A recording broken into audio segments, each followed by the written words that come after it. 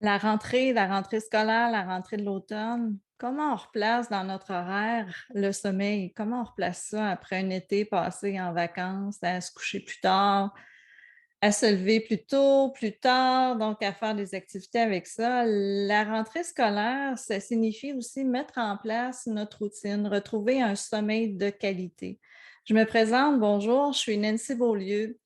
J'aide les femmes de carrière qui souffrent d'insomnie à retrouver un sommeil de qualité pour leur donner leur sourire, leur énergie quotidienne.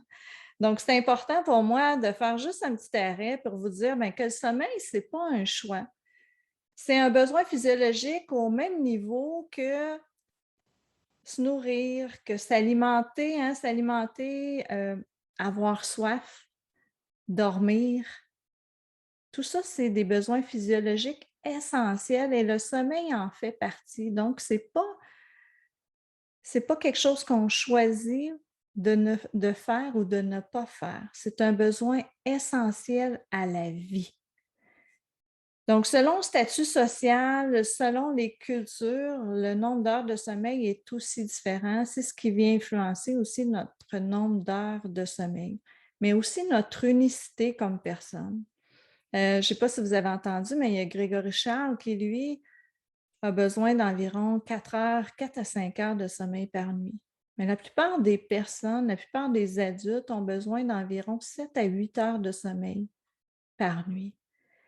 Et il y a une personne sur 4 au Canada qui dit souffrir d'insomnie. Souvent, c'est quelque chose qu'on ne parle pas à notre voisin. C'est tenu caché. Ce n'est pas des choses dont on discute le sommeil. Ce n'est pas un sujet in du jour. Comment on remet en place à l'automne notre cycle de sommeil afin qu'il soit récupérateur puis de qualité? La première réflexion qui nous vient en tête, c'est de dire ben, je vais me coucher plus tôt. Erreur.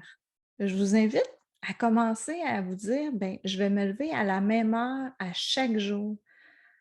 Parce que le soir, vous allez voir que vous allez vous coucher à l'heure qu'il faut en vous levant à la même heure à tous les jours. Et faire pareil avec vos adolescents, vos enfants.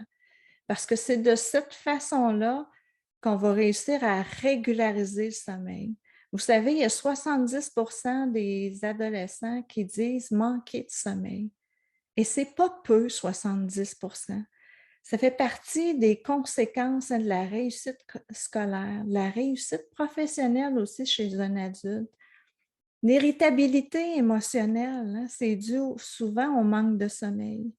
La confiance en soi, notre humeur, est-ce que je suis heureuse? Comment je me sens aujourd'hui? Il y a des troubles cardiovasculaires qui sont associés au manque de sommeil. L'embonpoint aussi est associé au manque de sommeil. C'est quelques conséquences que je vous partage en ce moment, mais c'est très peu. Il y a immensément de conséquences à un sommeil, à un manque de sommeil et un manque de sommeil qui devient chronique dans le temps. Donc, à faire attention, comment on remet ça en place à l'automne pour être heureux, pour se sentir bien dans notre corps. Je vous invite juste à porter une attention à votre sommeil aujourd'hui pour vous dire, je me choisis. Donc, si vous voulez en savoir plus sur le sommeil, j'ai mis en place un groupe privé sur le sommeil. Je vais vous mettre le lien dans les commentaires si vous avez envie d'en apprendre un petit peu plus sur le sommeil ou si vous souffrez d'insomnie ou vous prenez des somnifères et vous songez à vous sevrer des somnifères. Ben, je mets le lien dans ma bio, puis je vous dis à bientôt.